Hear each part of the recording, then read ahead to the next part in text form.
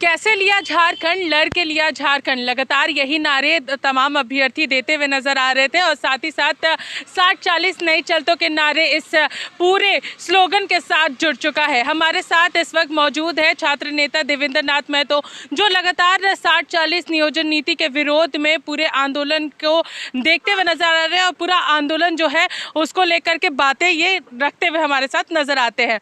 3 चरणों में कार्यक्रम इस बार आप लोगों का होने वाला है। क्या कुछ ये पूरा कार्यक्रम है, क्योंकि 10 मई से 11 जून तक ये पूरा कार्यक्रम आप लोगों के द्वारा किया जाना है? जी, 10 मई से 11 जून तक पूरे 31 दिनों तक 3 चरणों पे हमारा आंदोलन होगा। और यह आंदोलन इसलिए अभी ज़रूरत है, और हम लोग पूरा झारखंडी लोग पहली बार सभी समाज के लोग, चाहे हो समाज हो, संथाल समाज हो, मुंडा समाज हो, कुर्मी समाज हो, चाहे आदिवासी हो, मूलवासी हो, सदान हो, पूरे झारखंडी एक साथ एक आवाज़ पे बोल रहे हैं कि 60-40 नहीं चलतो, बाहरी नीति नहीं चलतो, हकमार नीति नहीं चलतो। ये चूँकि ये बाहरी लोग जो आ रहे हैं, ये बाहरी लोग से हम झारखंडियों का खतरा हो गया है। चूँकि जो बाहरी लोग जो आते हैं वो लोग झारखंड को कोई दया दृष्टि नहीं देखते हैं, चाहे वो नौकरी की कुर्सी में रहे, चाहे ठेकेदारी करने के लिए आए, चाहे जो भी करे, वो लोग इसको जो है कि लूट की दृष्टि से देखते हैं। चाहे वो नौकरी पे रहेंगे तो वीरेंद्र राम, पूजा सिंघल, छवि रंजन जैसे जो है कि लूट के ले जाएंगे। अगर ठेकेदारी के रूप में रहेंगे तो जिस पहाड़ पर्वत नदी झरना को हम लोग भगवान के रूप में देखते हैं, उसको इन लोग खनन के रूप में देखते हैं और लूट के यहाँ के पैसा को ले जाएंगे।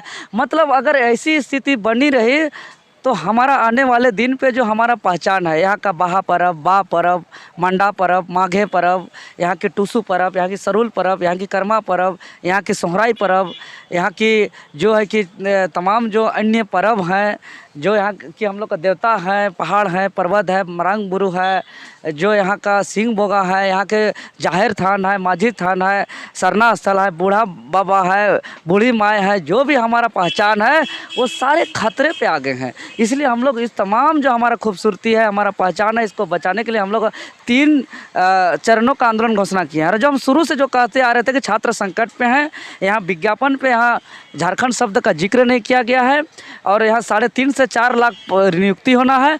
अगर इतना बिना झारखंड शब्द का नियुक्ति होगा तो हमारा झारखंडी तंत्र गुलाम हो जाएगा और ये जन आंदोलन में तब्दील होगा। और आज अंततः अब यह छात्र आंदोलन सीमित नहीं रहा, यह अब झारखंड का सबसे बड़ा महाजन आंदोलन का रूप ले चुका है।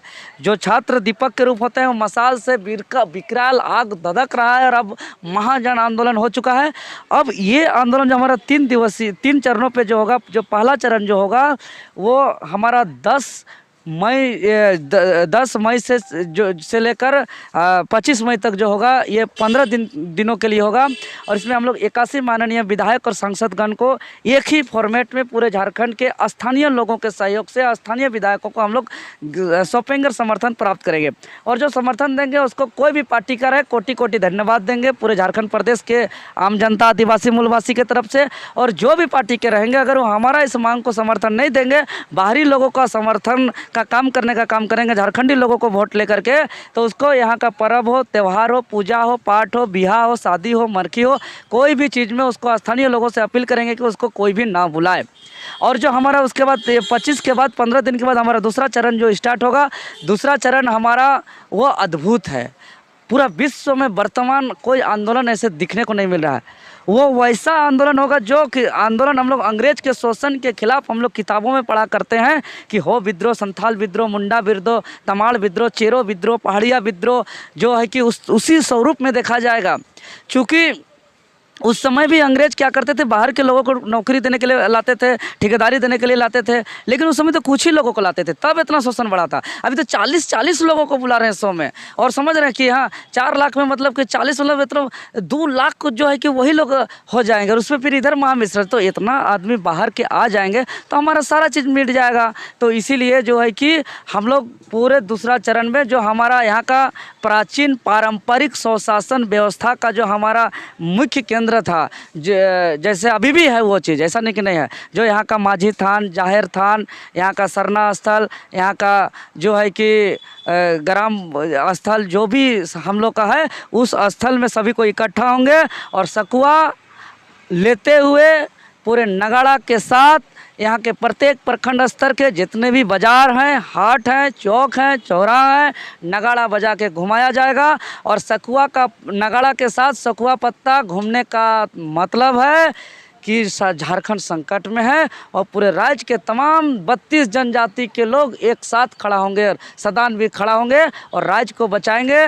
क्योंकि हम लोग जो लड़ रहे हैं कोई नेता, मंत्री, पार्टी, पॉलिटिक्स और राजनीतिक किसी सरकार के विरोध नहीं, बल्कि ये लड़ाई हमारा खुद को बचाने का लड़ाई है। यहाँ हमारा जो पारंपरिक पहचान है उसको बचाने का लड़ाई है। जो यहाँ का जो पर्व त्यौहार हमारा देवी देवता है उसको बचाने का लड़ाई है। चरण में क्या कुछ रहेगा? तीसरे चरण की बात करें तो वो 3 दिवसीय आप लोगों का कार्यक्रम, तीसरे चरण का क्या कुछ? तीसरा चरण जो हमारा 3 दिवसीय है, जो 9 जून से 11 जून तक चलेगा। 9 जून को पूरे झारखंड प्रदेश के तमाम ब्लॉक स्तर के जितने भी हमारे झारखंड राज्य के हर चौक चौराहों पर विशाल मशाल जुलूस निकाला जाएगा।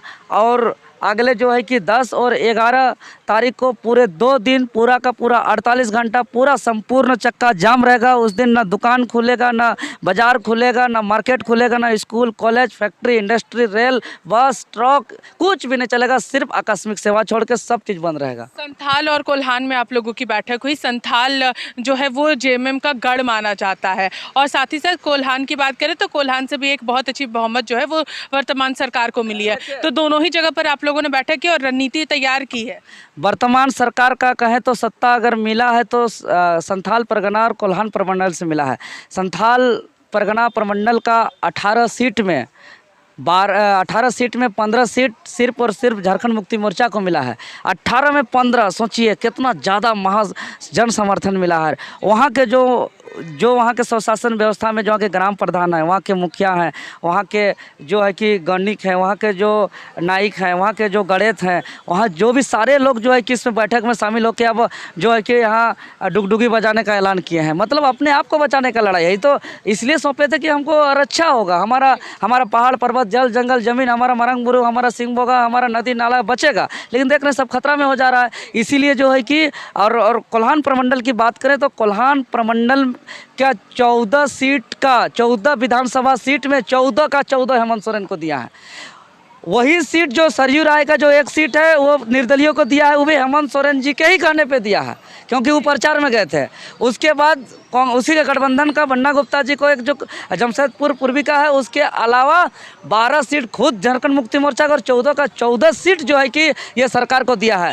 तो मतलब कोल्हान प्रमंडल और संथाल प्रमंडल का पूरा संपूर्ण सीट एक तरह से वर्तमान सरकार को बहुत उम्मीद से मिला था, आदिवासी मूलवासी का संरक्षण होगा। लेकिन यहाँ देख रहे हैं कि हमारा सारा चीज़ खतरा कर दिया। चूँकि यह लड़ाई अब नौकरी का नहीं रहा कि नौकरी है तो भाई एने ओने से मिल जाएगा। यह लड़ाई अब यहाँ का झारखंड को बचाने का है। यहाँ का मरंग बुरु, सिंह बोगा, यहाँ का पहाड़ पर्वत जंगल झाड़ को, चूँकि देखिए जिस पहाड़ को हम देवता मानते हैं और उससे उतना ही गिट्टी लेते हैं जितना ज़रूरत होता है, उस पहाड़ को उन लोग खनन का स्रोत समझता है, गिट्टी समझता है उसको गिट्टी, और हम लोग उसको पूजा करते हैं। तो उन लोग बेचता है उसको, जिसको हम पूछते हैं कितना उन लोग अलग है हम लोग से।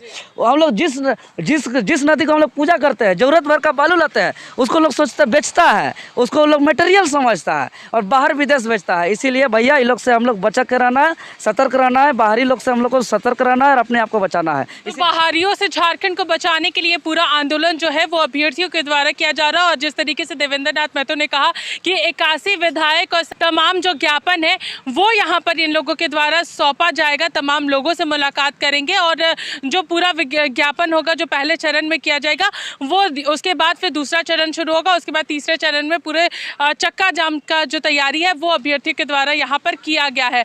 तो अब देखना ये है कि इन 3 चरणों में होने वाले आंदोलन से अभ्यर्थियों को क्या कुछ फ़ायदा यहाँ पर मिलता है, क्या 60-40 के विरोध में यहाँ पर जो अभ्यर्थी आंदोलन कर रहे हैं इसके लिए सरकार कुछ पहल करती है या नहीं। फिलहाल मेरे साथ इतना ही, तब तक के लिए देखते रहिए रिपोर्टर पोस्ट में पूजा। नमस्कार।